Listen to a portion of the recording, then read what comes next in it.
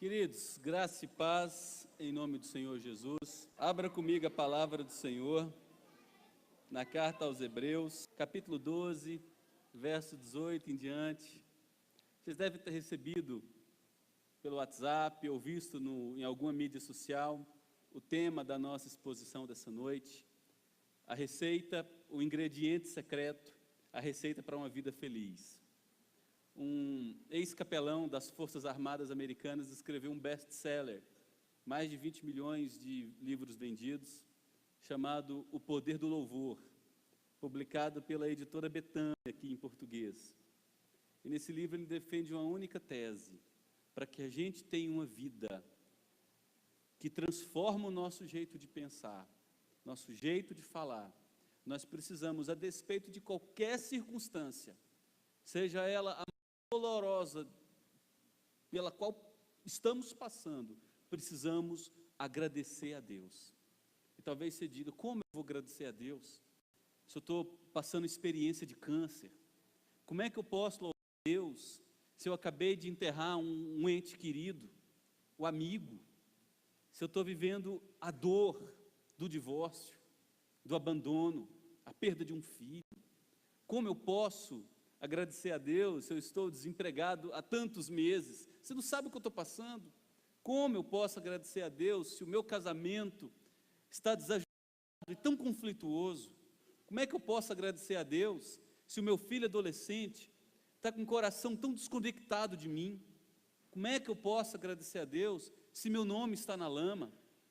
Mas a perspectiva do autor é o seguinte: é que ao invés de murmurar, de reclamar, de queixar, a gente pode orar assim: Deus, a situação está difícil, não sei quais são os seus planos, mas a tua palavra me garante que o Senhor é soberano. Então eu quero louvar ao Senhor, a despeito de toda e qualquer provação e tribulação. Eu ponho a minha vida e a minha confiança em tuas mãos. Tu és soberano, me entrego a ti, descanso em ti. Toma minha vida, toma-me diariamente em tuas mãos, junto com essa situação dificílima, e diariamente leva-me aos pastos verdejantes e às águas de descanso.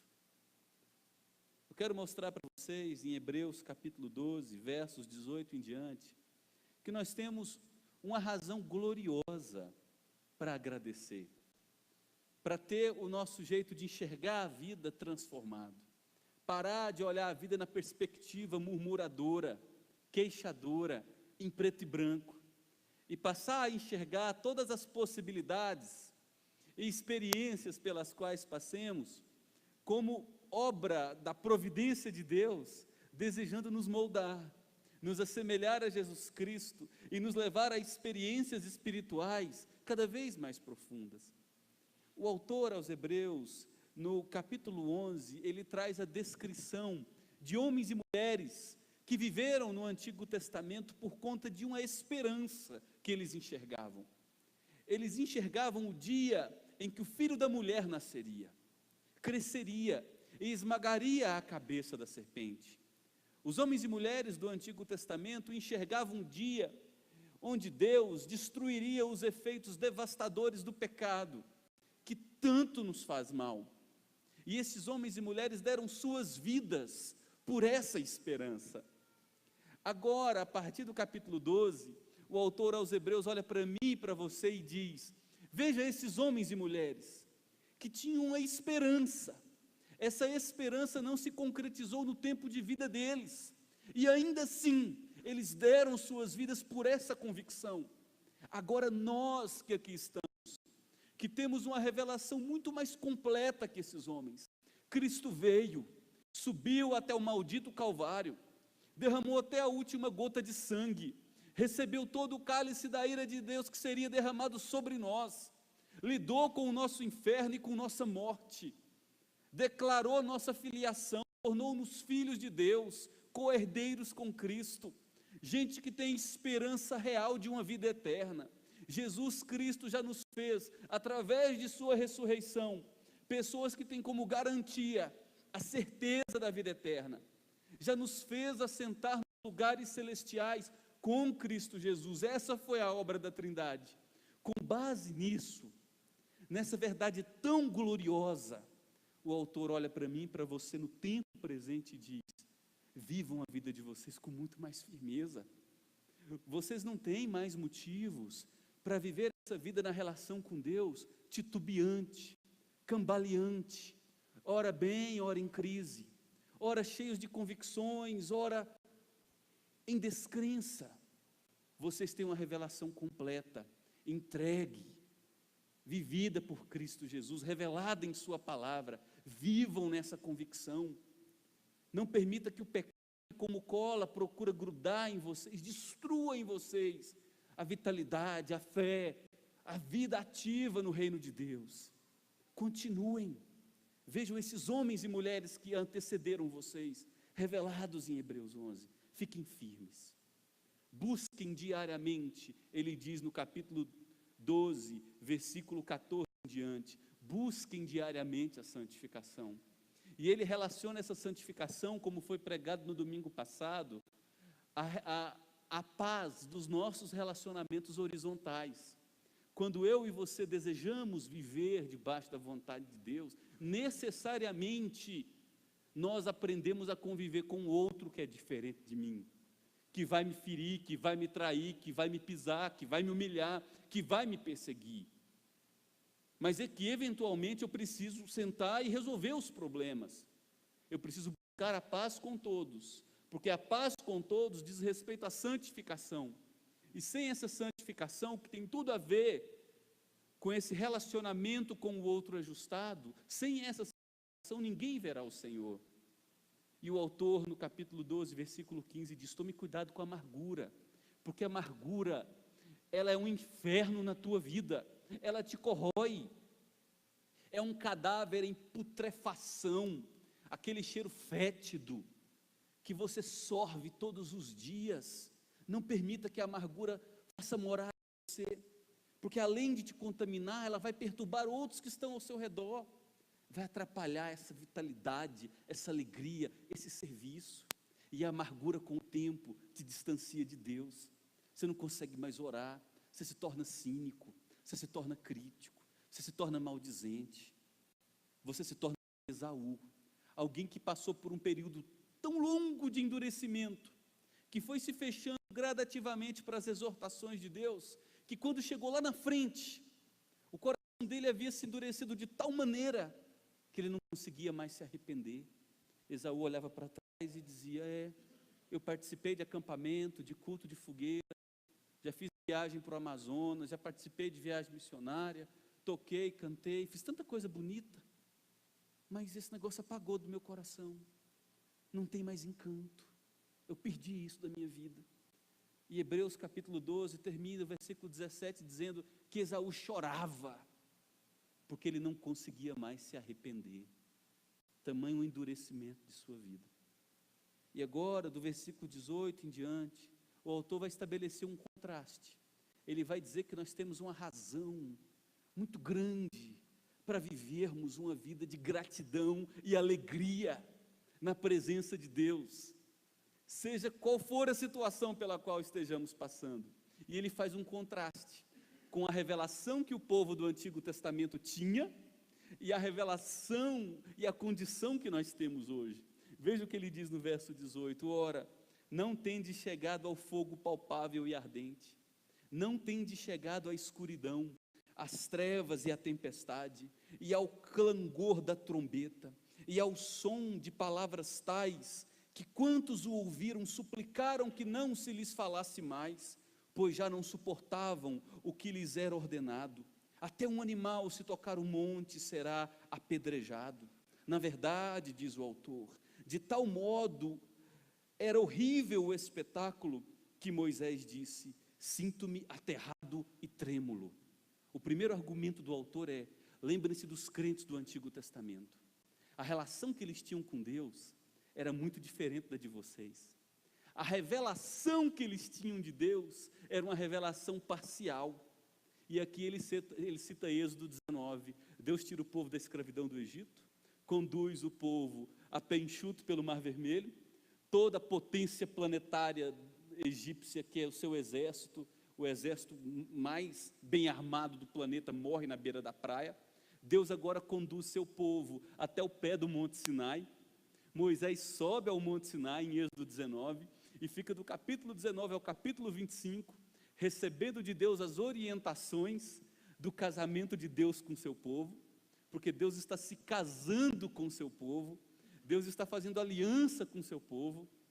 E quando Deus se revela ao seu povo, diz-nos o autor aos Hebreus, e Êxodo 19 e Êxodo 20 nos confirmam isso, que era algo aterrador, era assombroso. As trevas cobriam a face da terra, nuvens desciam até a metade do monte Sinai, trovões, relâmpagos. Moisés perguntava e Deus respondia, mas ninguém via a face de Deus. Era algo aterrorizante. Deus chegou a dizer: separem os animais, tomem cuidado, porque é tão santo o lugar onde eu estou. Se alguém, ser humano ou animal, tocar o monte, essa pessoa morrerá. Se algum animal se aproximar do monte, apedreje-o, ou lance flechas para matá-lo, porque quem se aproximar do monte morrerá. Era aterrorizante, o povo via Deus, e o povo via o terror, a glória, a majestade, um Deus santo, se aproximando de um povo pecador, um povo que ele estava reconciliando, e da perspectiva do povo era assombroso, era uma relação de medo, pavor, temor, admiração, curiosidade, espanto, tudo isso no mesmo momento. O povo não tinha uma revelação tão aprimorada e tão clara de Deus. O Pentateuco ainda não estava escrito. Gênesis, Êxodo, Levítico, Número e Deuteronômio. O que nós lemos no Pentateuco, os 5 primeiros livros da Bíblia, estava acontecendo. Em Êxodo 32, Arão constrói um bezerro de ouro. Enquanto Deus está se casando com o seu povo, o povo está adulterando, construindo um bezerro de ouro. E Deus resolve destruir esse povo. Moisés intercede, ora, e Deus perdoa esse povo. Mas essa relação de perdão se dá mediante sacrifício de animais, mais relâmpagos, trovões, fogo, densas trevas. O primeiro argumento do autor aos Hebreus, capítulo 12, é: lembre-se, a revelação que as pessoas tinham de Deus era parcial, incompleta, estava se desenvolvendo. Agora o autor olha para a igreja de sua época, uma igreja que viveu a realidade da morte e ressurreição de Jesus, e o autor está olhando para nós hoje, que temos a Bíblia, o cânon fechado em nossas mãos, toda a palavra de Deus, e olha o que o autor está dizendo. Primeiro, no verso 18, ele diz: ora, não tendes chegado ao fogo palpável. O que ele diz é: vocês não viveram aquele período de uma revelação parcial. A relação que vocês têm com Deus, ou a revelação que vocês têm de Deus, e os privilégios que vocês têm na presença de Deus, são muito mais completos. E aí o verso 22 diz: mas tendes chegado ao monte Sião, e à cidade do Deus vivo, a Jerusalém celestial, e a incontáveis hostes de anjos, e a universal assembleia, e a igreja dos primogênitos arrolado nos céus, e a Deus, o juiz de todos, e aos espíritos dos justos aperfeiçoados, e a Jesus, o mediador da nova aliança, e ao sangue da aspersão, que fala de coisas superiores ao que fala o próprio Abel. Você talvez esteja dizendo: eu também não entendi nada, pastor. O que o autor faz aqui é usar de uma característica da poesia hebraica. Ele usa vários sinônimos, expressões diferentes, que culminam no mesmo ponto. Ele está dizendo: hoje vocês, que são a igreja de Jesus, possuem uma revelação muito mais completa. Vocês não precisam estar na beira de um monte, vendo fogo, vendo chamas, vendo trovões. Hoje vocês foram adotados por Deus através de Jesus Cristo. Hoje vocês foram arrolados, inseridos na igreja invisível, na igreja universal. Hoje vocês pertencem à Assembleia de Deus. Hoje vocês já moram nas regiões celestiais com Deus em Cristo Jesus. Você percebe o argumento do autor? A condição que nós hoje possuímos é muito mais completa que a dos crentes do Antigo Testamento. Eles viram horror, trevas, eles se assombraram com a revelação de Deus. Hoje, o que nós temos é a obra completa de Jesus, que nos garantiu livre acesso a Deus, adoção, uma herança superior, inserção na igreja de Jesus Cristo, que extrapola placas, rótulos denominacionais, instituições e convenções humanas. Hoje, Paulo diz em Efésios 2, versículo 6, nós já estamos assentados nos lugares celestiais com Cristo Jesus. Em outras palavras, eu e você estamos aqui cultuando a Deus. Mas, se você é de Cristo como eu sou, nós já estamos nos céus, na eternidade. Da perspectiva de Deus que é eterno, nós já reinamos em glória. Nós já somos cidadãos inseridos no reino do amor. O que nós esperamos é tão somente a consumação de todas as coisas, o retorno de Cristo para decretar o final da história e o recomeço da vida eterna, o recomeço do reino de Deus. Acompanhe novamente a leitura do versículo 22, que você vai conseguir compreender melhor. Hoje, vocês chegaram ao Monte Sião.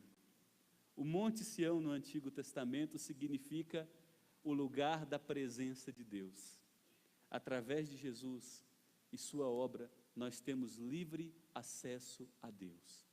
A obra final de Jesus será trazer a Jerusalém celestial, que é Deus morando eternamente com o seu povo.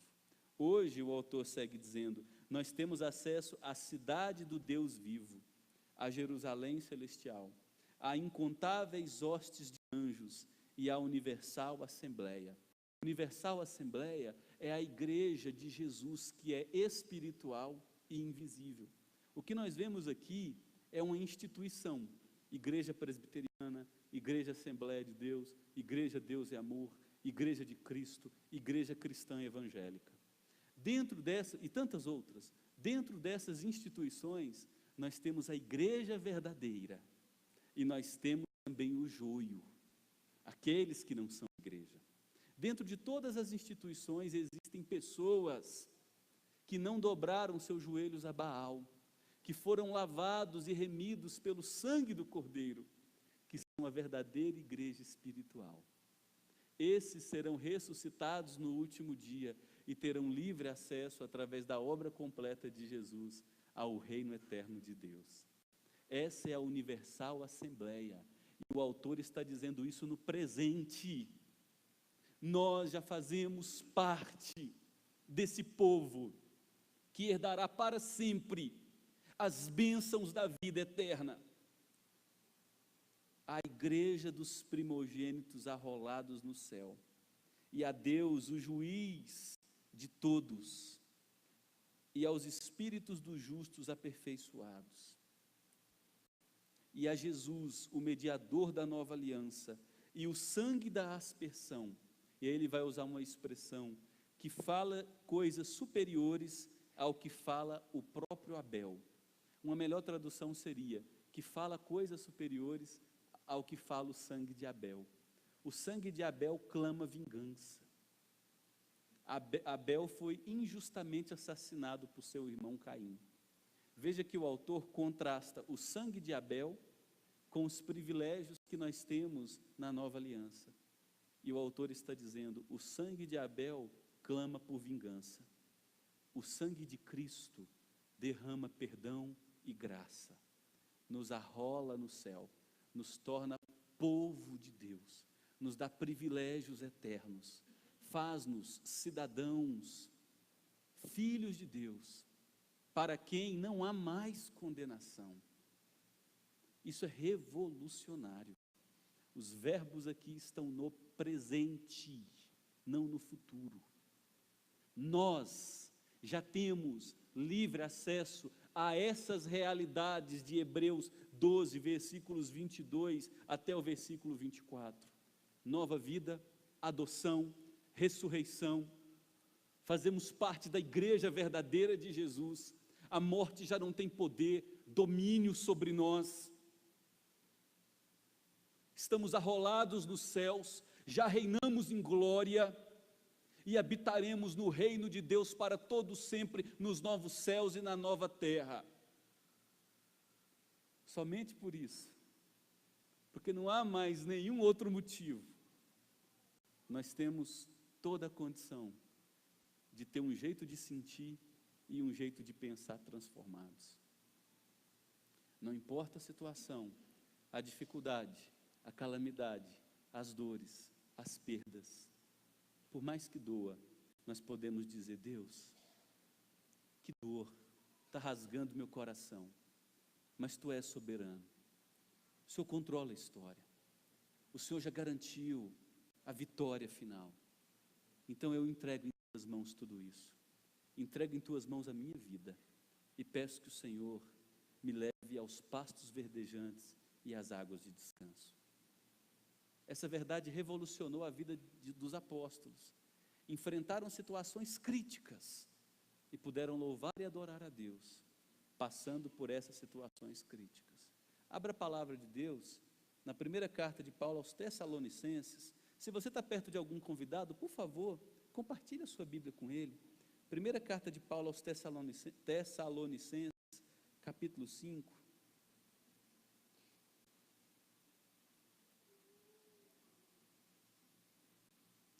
Veja o que Paulo nos diz no versículo 18, 1 Tessalonicenses, capítulo 5, versículo 18, diz-nos assim esta que é a palavra do Senhor: em tudo, tem exceção aqui? Em tudo, dai graças, porque esta é a vontade de Deus para convosco. Veja o que ele relaciona com a gratidão: não apagueis o espírito, a murmuração, a crítica, o queixume, a amargura. Esse coração que enxerga a vida em preto e branco tem uma relação direta com o enchimento do Espírito em nossas vidas. Abra agora em Romanos, capítulo 8, carta de Paulo aos Romanos, capítulo 8, versículo 18. O capítulo 8 de Romanos é peculiar.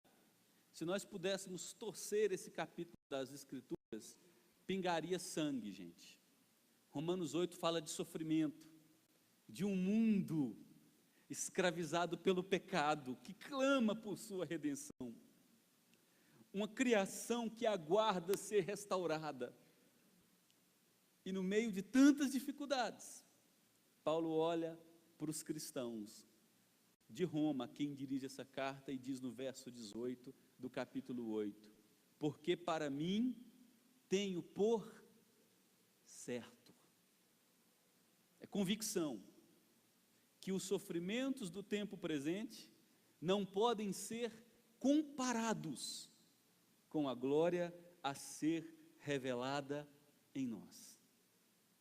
E dentro desse contexto de dificuldades, veja o que Paulo nos ensina no verso 28.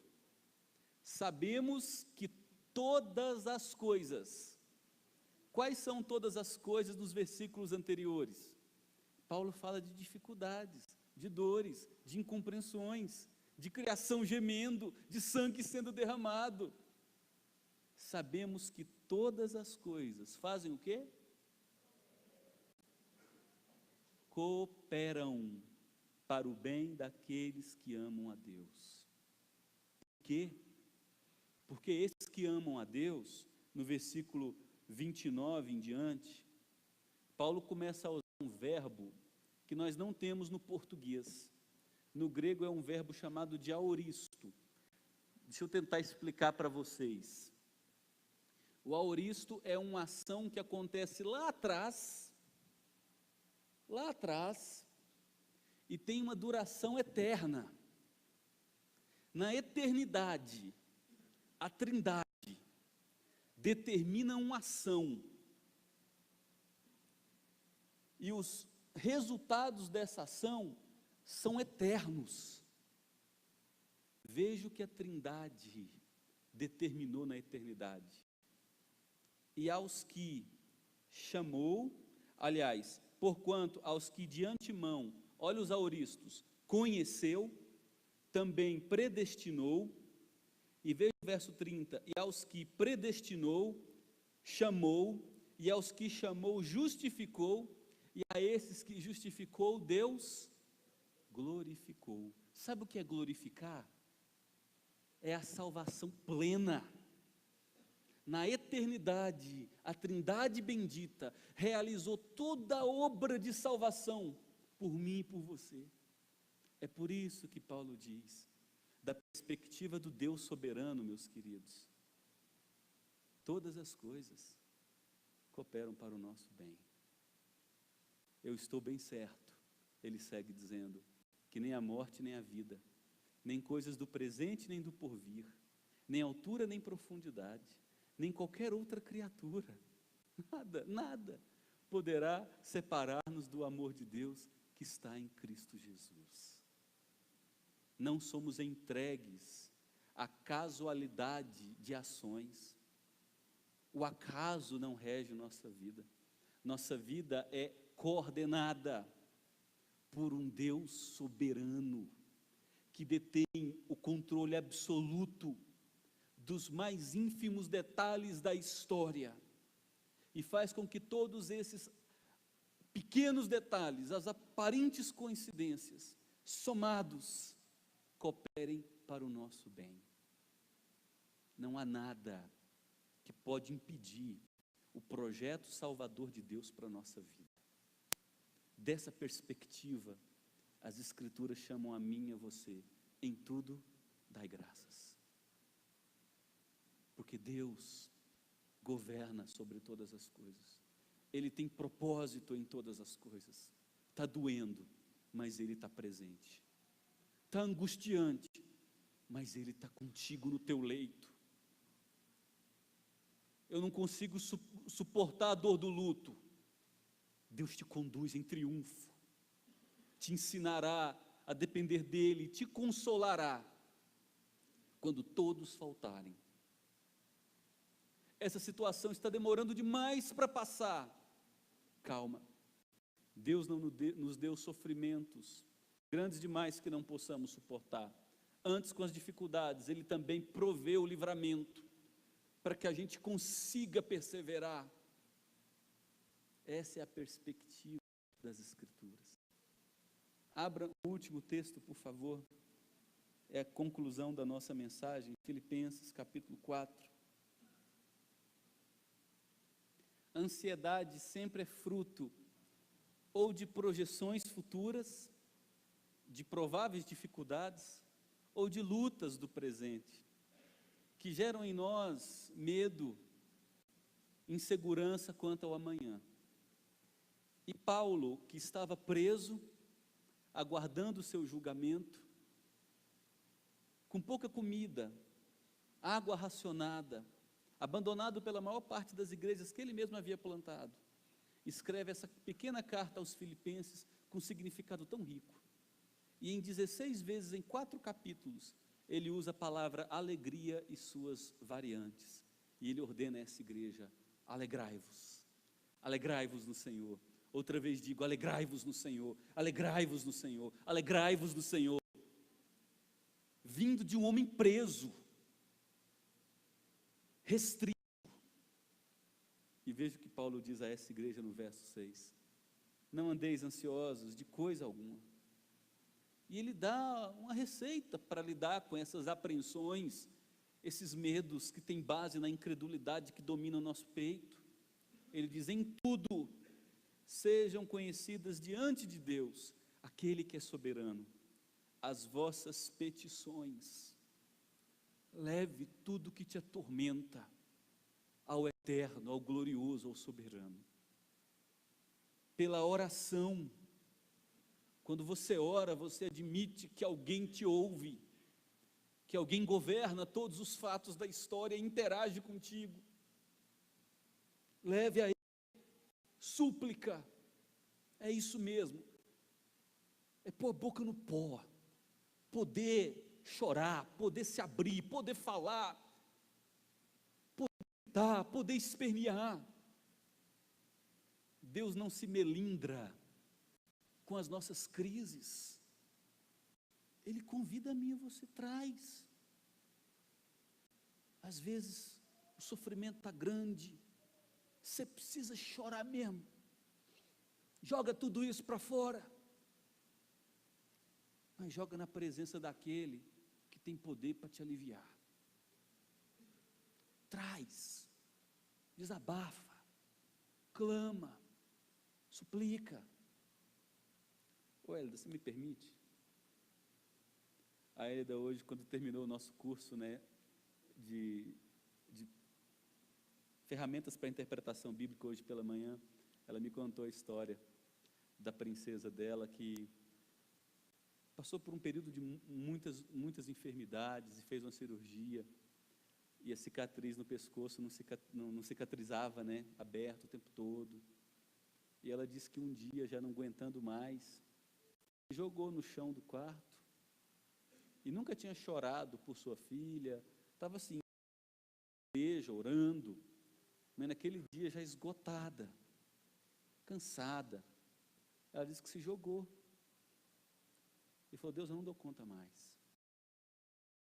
Chorou, foi isso, né? Chorou.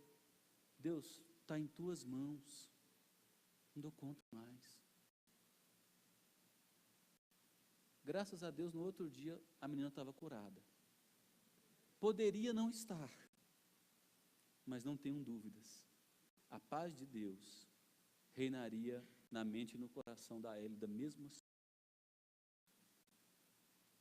Leve a Ele pela súplica, e veja o que Paulo diz: com ações de graças. Terminou de orar, meu filho? Entregou tudo a Deus? Levante a cabeça e agradeça. Agradeça, porque você pode ter certeza, você já reside no céu, você é adotado por Deus, você tem a eternidade como garantia, você já está arrolado na igreja universal de Jesus, você tem Cristo como seu intercessor fiel.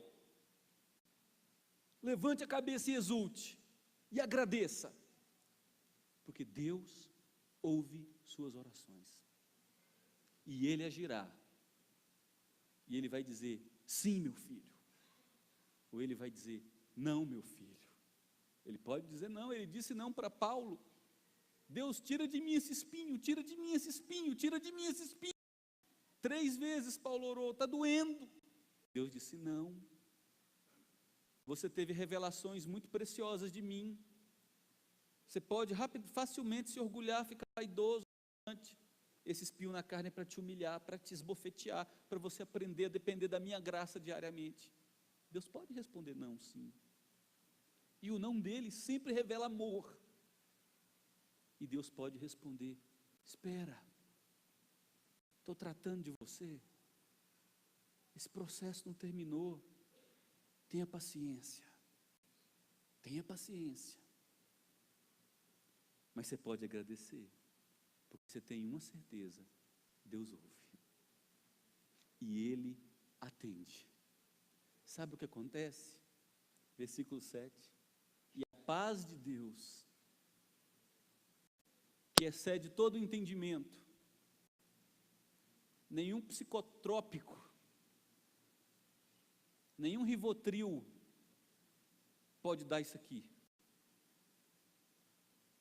E a paz de Deus, que excede todo o entendimento, guardará o vosso coração e a vossa mente em Cristo Jesus. Mas Paulo não terminou, ele diz: eu tenho um último recado. Vocês têm que parar de pensar errado, de falar errado, porque a maneira como vocês falam e pensam influencia diretamente o coração de vocês. Lembra Jesus dizendo que os olhos são a lâmpada do nosso corpo? É a mente. o universo que influencia diretamente nossas emoções, controla nossas ações. Paulo diz, você tem que mudar a sua perspectiva, seu foco. Finalmente, irmãos, tudo que é verdadeiro, tudo que é respeitável, tudo que é justo, tudo que é puro, tudo que é amável, tudo que é de boa fama, se alguma virtude há e se algum louvor existe, seja isso que ocupe o seu pensamento.